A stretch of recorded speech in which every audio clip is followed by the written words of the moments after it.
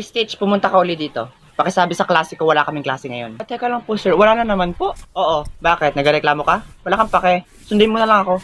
Aba, mawalang galang na po, sir. Pero buong first grading po ay hindi po kayo nagturo. Ni hindi man lang nga po kayo nakita ng klase ninyo. Puro na laang lagi ako. Wala kang pakialam. Masyado kang pakialamero. Abay, paano hindi po ako magreklamo? Ay, samantalang ako lagi araw-araw ang inuutusan nyo. Ako na nga rin po nagbibigay ng gawain araw-araw.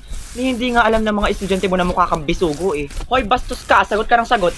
Bakit naman ako naging bastos? Sinilipan ba kita?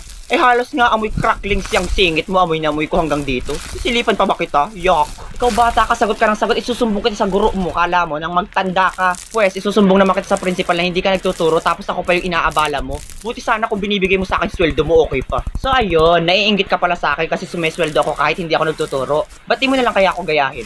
Bobo nito. Utot mo, gayahin mo. Sorry pero hindi ako nagaya ng mga mukhang umang, may taste ako no. Sige, subukan mo magsumbong at humanda ka sa akin. So ano gagawin mo ha? Bubugbugin mo ako, abangan mo ako sa labasan ha, ipapabugbog mo ako.